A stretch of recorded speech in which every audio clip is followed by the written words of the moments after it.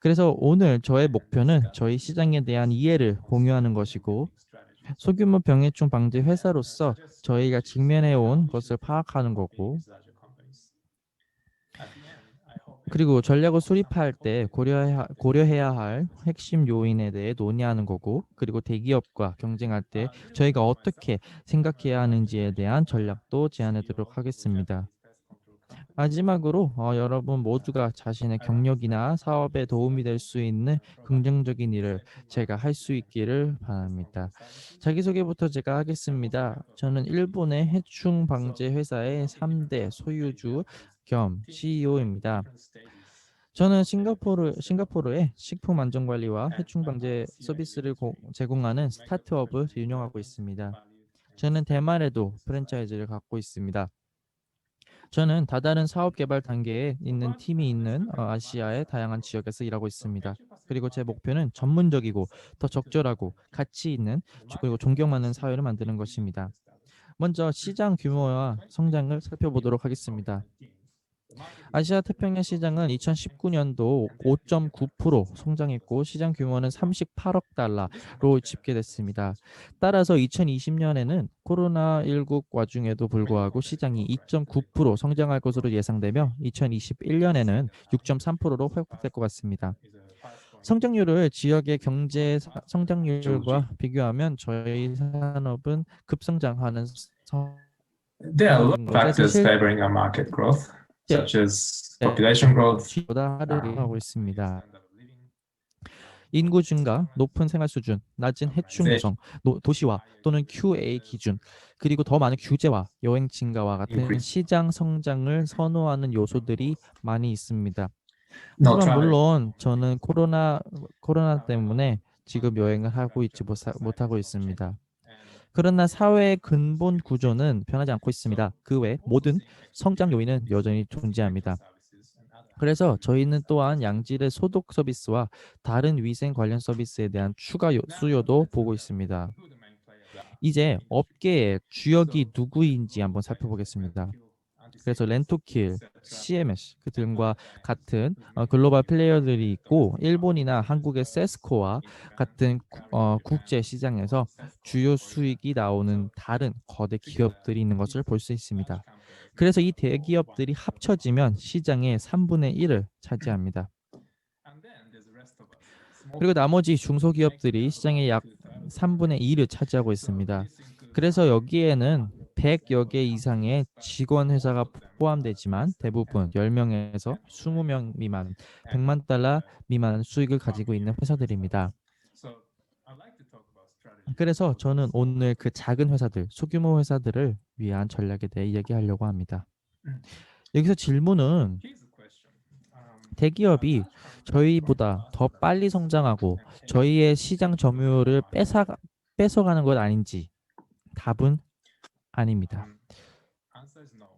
저는 그렇게 생각하지 않습니다. 그래서 시장 성장률을 비교해 보면 렌토킬과 안티카맥스 성장률이 시장을 장악하고 있는 것으로 보입니다. 그리고 렌토킬과 안티키맥스를 예로 드는 것에 대해서는 죄송합니다만 이 두 회사는 매출과 성장에 대한 정보를 공개한 유일한 회사들이기 때문에 이 예를 들도록 하겠습니다.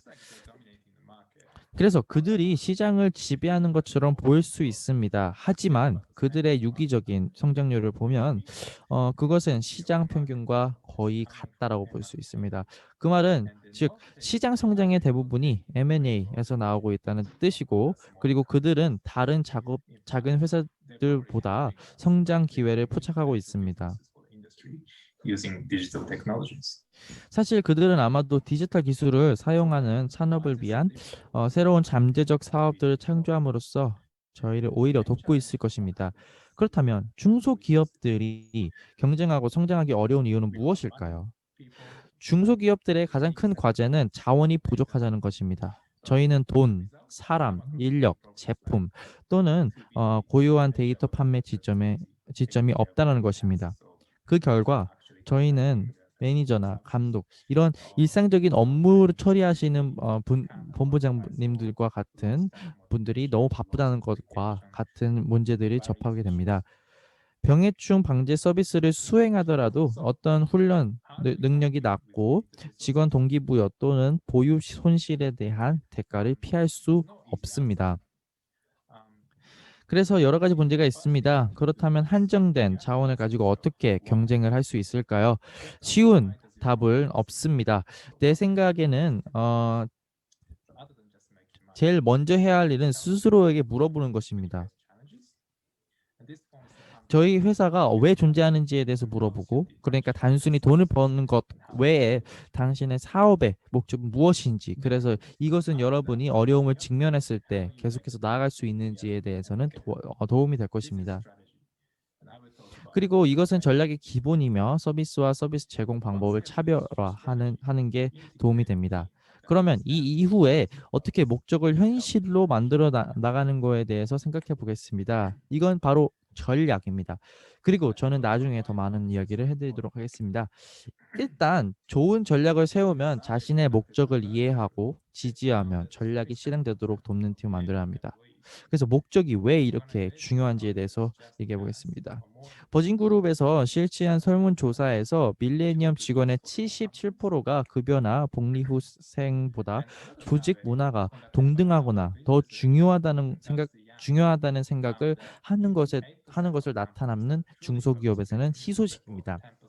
그리고 하버드 비즈니스 over the past 3 years. 리뷰에 So this shows that having a good purpose that is truly instilled into your corporate 젊은이들 사이에서는 진정으로 목적 지향적인 기업의 58%가 지난 3년간 10% 이상의 성장을 보고한 것으로 나타납니다.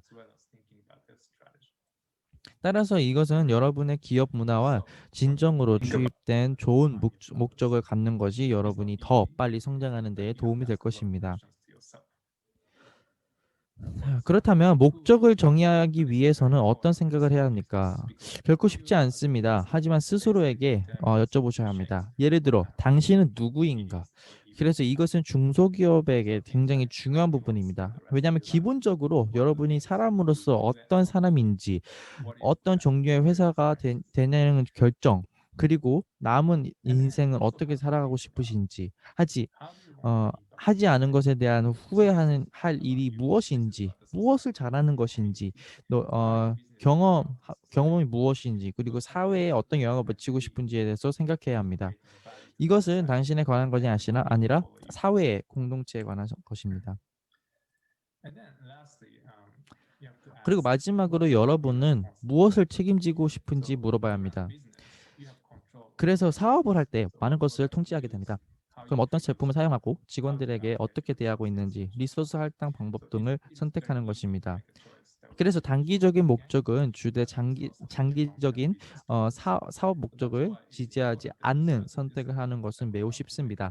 그렇기 때문에 목적을 뒷받침하는 올바른 결정을 내리는 데 도움이 될 일정한 규율을 맞추는 것이 중요합니다. 자, 마지막으로 전략에 대해서 한번 알아보겠습니다. 전략은 기본적으로 자신이 어디에 있는지, 어디에 있고 싶은지 분석하여 무엇을 하고 싶은지에 대해서 계획하는 것입니다. 따라서 한정된 리소스를 비즈니스의 다양한 측면에 어떻게 투입하는지에서 결정해야 합니다. 그리고 궁극적으로는 제품, 서비스, 인력, 가격, 장소 프로모션 등 비즈니스의 모든 측면에 대한 전략을 숙고해야 합니다. 사업의 모든 측면에 대한 전략을 세워야 합니다. 하지만 오늘은 시간이 없는 관계로 모든 비즈니스 측면의 전략에 대해서 이야기할 수 없고 중소기업들이 더 큰 경쟁에 대항하여 사용할 수 있는 전략에 대해서 몇 가지 알려드리도록 하겠습니다. 그래서 기본적으로 대기업의 강점과 약점이 무엇인지 분석하고 그 전략의 강점에 대항하여 싸울 수 있는 전략을 알려주는 것입니다.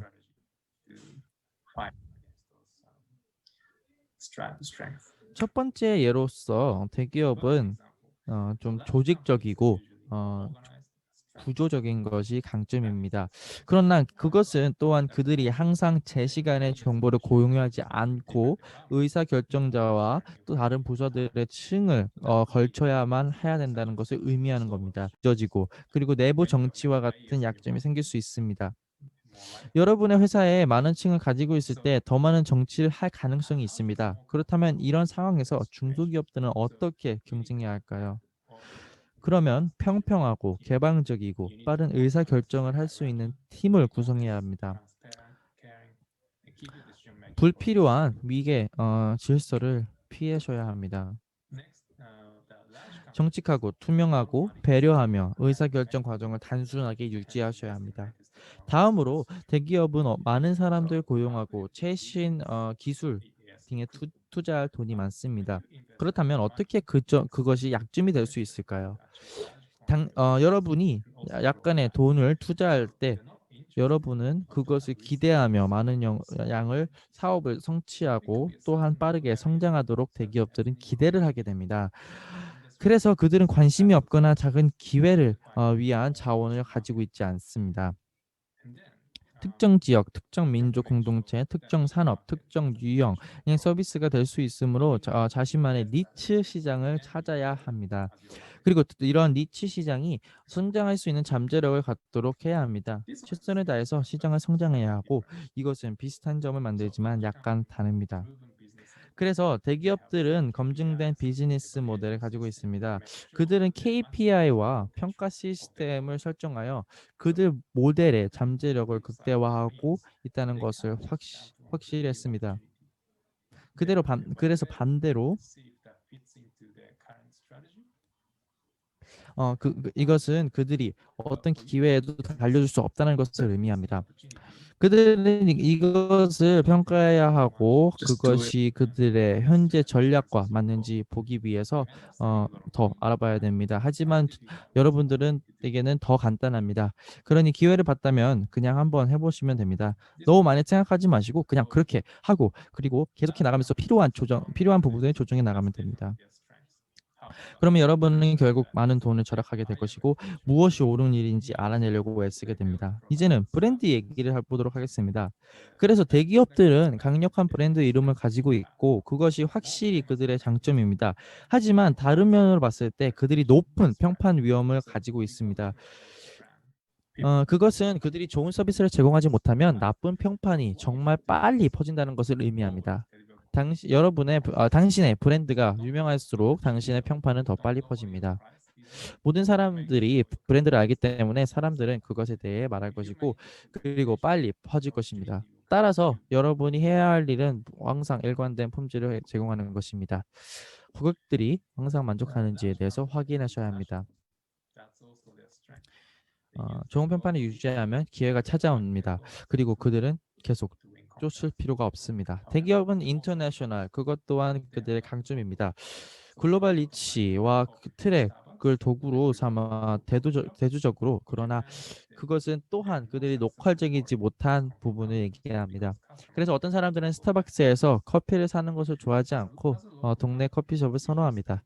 일본에서는 고객들이 현지 판매 업체를 선호하기 때문에 성공적인 해외 해충 방제 업체를 본 적이 없습니다. 지역 기업으로서 당신은 지역 비즈니스 커뮤니티 또는 협회에 참여하면서 시간을 보내야 합니다. 마지막으로 그래서 대기업들은 많은 인재들과 많은 인력을 가지고 있습니다. 하지만 그것은 또한 사람들이 자주 합류하고 퇴사하고 입사한다는 것을 의미합니다.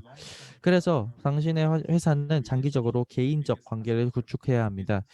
관계는 당신의 사업, 특히 장기간의 관계의 가장 큰 자산입니다. 마지막 하나는 그리고 이건 굉장히 중요한 부분인데 대기업들이 사내 곤충학자와 훈련 능력을 가지고 있다는 것을 말합니다. 그리고 작은 회사들은 항상 그것을 부러워하고 있습니다. 하지만 이것들은 또한 그들이 매우 높은 경비가 들어가는 것을 의미합니다. 최근 특히 코로나19 이후 당신이 접속할 수 있는 많은 온라인 국제 자원이 있습니다. 또한 일부 공급자들은 벤의 체스를 좋아하는데 그들 또한 이 회의의 주요 후원자이기도 합니다. 그들은 당신에게 훈련 세미나를 줄 수 있고 당신의 고객들을 당신과 함께 방문할 수 있는 그리고 당신에게 최대한 많은 조언을 줄 수 있는 곤충학 기제를 가지고 있습니다. 당신은 가능한 한 이러한 외부 자원을 사용하는 것이 좋습니다. 이런 그러면 팀에 대해서 말씀드리겠습니다. 그래서 만약 여러분이 작은 회사라면 여러분의 약점을 강점을 맞추고 다른 회사들과 더 잘 경쟁할 수 있도록 도와주는 남부의 팀 문화입니다. 그래서 누구와 함께 일하는지 선택하고 목적을 공유하고 함께 성장하는 것, 문화를 만드는 것이 좋은 팀을 만드는 데 핵심입니다. 예를 들어서 단순히 훈련만 하는 것이 아니라 코칭을 더 많이 하셔야 합니다. 따라서 팀원이 보다 사전 예방적이고 고객 요구에 민감하게 반응하여 새로운 기회를 찾기를 원하시는 것. 그러니까 그래서 여러분은 직원들을 코칭해야 합니다. 왜냐하면 훈련은 과거에 집중하지만 코칭은 미래를 더 집중하게 됩니다. 이런 정답이 나오면 훈련은 대단합니다. 그리고 어, 여러분은 지식이 풍부해지실 겁니다. 반면 코칭은 굉장히 개인적입니다. 그래서 여러분은 그들에게 이런 상황에서 어떻게 해야 된다고 생각하는지 아니면 이 문제를 어떻게 풀 것인지 그렇다면 인생에서 이루어지는 무엇인지에 대해서 알려주는 것이고 답을 주지 못한다면 그들이 생각할 수 있도록 도와주는 겁니다. 큰 조직에서 승진을 하려면 상사들에게 행복하게 해야 되고 마음에 들어야 됩니다. 고객을 행복하게 해야 합니다. 둘 다 하는 것은 항상 쉬운 일은 아닙니다. 그리고 당신의 상사는 현장에서 일어난 일에 대해서 한정된 지식을 가지고 있기 때문에 항상 옳은 것은 아닙니다. 그래서 작은 회사로서 당신은 사장님을 포함한 모든 사람들이 현장을 into your business decisions. 자주 You can create a culture that the technicians on site 하셔야 되는 어려운 문 실제로 목격할 수 있고 그들은 정보를 당신의 사업 결정에 반영할 수 있습니다. 현장에 있는 기술자들을 받아야 할 존경을 받은 문화를 만드는 겁니다. 그들이 하는 말은 회사에 반영되어 가치가 됩니다. 소기업이라면 자신이 가지고 있는 노하우나 아이디어는 그닥 독특하거나 특별하지 않을 거라고 생각할 수 있습니다. 저는 여러분들이 어떻게 당신의 경쟁자 또는 심지어 업계 친구들로부터 어떻게 그리고 아이디어를 숨길 수 있는지 왜 숨기는지에 대해서 이해를 합니다. 하지만 저는 여러분이 그러한 정보를 공유함으로써 얻는 것에 비하면 여러분이 읽는 것은 그리 대단한 거라고 생각하지 않습니다. 그래서 자신의 아이디어와 노하우를 나눠줄 때 실제로 친구와 지지자를 얻게 되는 것입니다. 그리고 이 사람들은 당신에게 그들이 가지고 있는 정보와 아이디어를 돌려줄 것입니다. 따라서 결과적으로 여러분은 이 주제에 대한 훨씬 더 심도 있고 폭넓은 지식을 갖게 될 것입니다. 그리고 그 사람들이 심지어 당신이 그 지식을 이용하여 사업 기회를 만드는 것을 도울지도 모릅니다. 반면에 정보를 숨기고 경쟁자를 만들기만 하고 당신의 지식은 더 이상 자라지 않을 것이고 그러면 당신은 이미 알고 있는 것보다 더 이상 성장하지 못할 것입니다. 많은 해충 방제 서비스들은 일상적인 업무를 가지고 있고 대기업들은 이런 일상적인 업무를 가능한 효율적으로 만드는데 매우 능숙합니다. 그리고 그들은 또한 매우 큰 규모로 할 수 있습니다. 그래서 중소기업들이 경쟁하는 것은 매우 어렵습니다. 그러니 다른 기업들이 원하는 어려운 일을 맡아야 합니다. 즉, 각 측면에서 더 많은 시간을 소비하고 고객과 대화하고 고객이 더 많은 협력을 하도록 하는 것입니다. 그리고 다른 회사들은 보통 포기하게 될 문제들을 해결하셔야 합니다.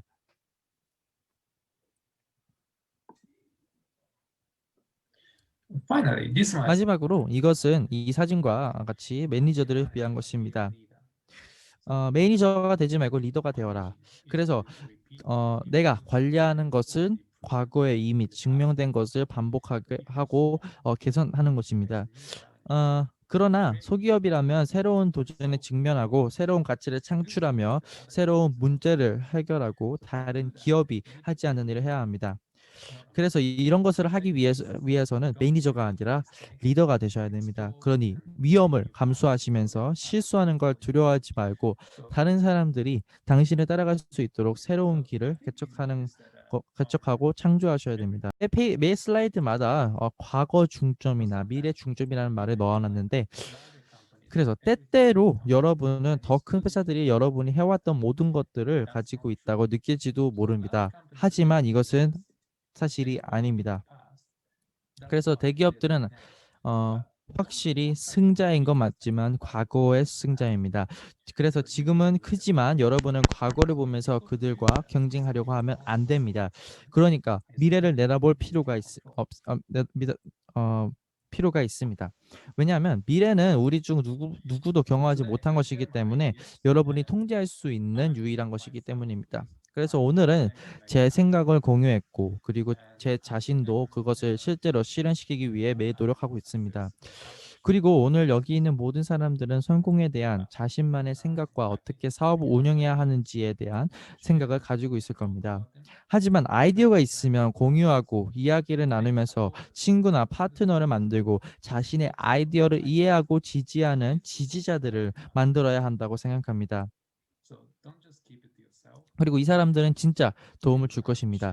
그러니 그냥 혼자만 알고 있지 말고 다른 사람들과 이야기하면서 공유하고 실제로 그렇게 하는 것은 여러분의 행복한 경력과 행복한 삶을 위한 것이라고 믿기 때문입니다. 감사합니다. All right. Excellent talk, Taro. Thank you so much for that. Great strategies that you shared there. Stephen, what did you think? Oh, superb presentation, Taro. And I have to say to everybody out there, I've mentioned that Taro's on the organising committee and he's one person that is an incredible lateral thinker. And we may be thinking about something, what to do, and suddenly Taro comes out with this terrific idea. And we say, oh, why didn't we think of it? But Taro's always the first to think about it. And now, I mentioned before about the Fayetma magazine, how the previous speaker, there was a special story on him. Well, in the same issue, the April 2020 issue, there's a story on a person by the name of Kaiko Kanazawa. The name may sound familiar. It's Taro's grandmother. And it's and to be honest, it's my favorite story that I've ever done in the 네, magazine. 4월에 나왔던 잡지 중 스토리에서 하나 볼 수 있는데 그것은 타로 씨 할머니께서 적으신 스토리입니다. It's an absolutely inspirational story. 어떻게 이런 팬데믹을 그리고 소기업에서 어떻게 그 대기업으로 성장했는지에 대한 스토리는 굉장히 큰 힘이 됩니다. I'm always selfish. I like to ask this question myself. So, but one thing which really resonated with me with one of your comments, Taro, was that we see all this discussion about mergers and acquisitions and how one of the big companies have taken over a smaller company. Yet your evidence shows that these companies are not growing at the same rate. Yet all the media is about these big companies and not the truth. 이런 소기업들 같은 경우에는 성장을 동등하게 하고 있지 않는 것을 볼 수 있지만은 더불어서 대기업들에만 관심이 그리고 언론들이 관심을 갖고 있는 것을 알 수 있습니다. 이거에 대해서는 어떻게 생각하시나요? It's very difficult to do the presentation in front of the screen. I'm gonna do it better next time. Yeah. So for you to answer your question, I think I think when you run a small company, you get intimidated by those large companies. 소기업을 운영하게 되면은 대기업에게 위축되는 경우가 많습니다. 그리고 그렇게 되면은 제가 없는 것 그리고 부족한 것만 집중하게 되고 그리고 대기업의 기준으로 어떻게 어떤 똑같은 서비스를 더 저렴하게 제공할 수 있는지에 더 집중하게 됩니다.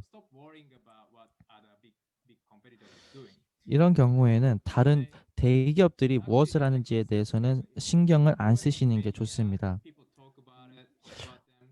미디어 그리고 언론에서는 대기업들만 중심적으로 언론을 언급하지만 그것은 그냥 시장 껍데기일 뿐입니다.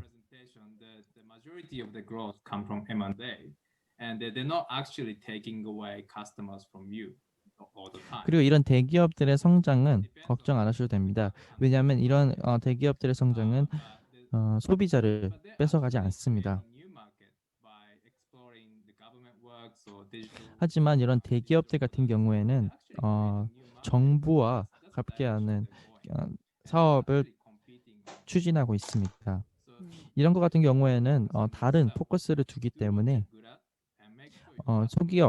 소기업을 운영하시는 분들께서는 자신이 무엇이 더 강점을 줄 수 있는지에 대해서 포커스를 두는 게 좋을 것 같습니다. 만약에 이런 것을 계속 지속적으로 하시게 된다면 Mm. 시장에서 더더욱 확장 그리고 크게 될 것이고 그리고 대기업 부럽지 않게 성장하실 수 있습니다. Similar to what we were discussing, and sort of resonates with me because if I was to choose a pest control company to do the pest control of my home, I wouldn't choose one of the bigger companies. I'd choose a mid-sized company, and that's reality.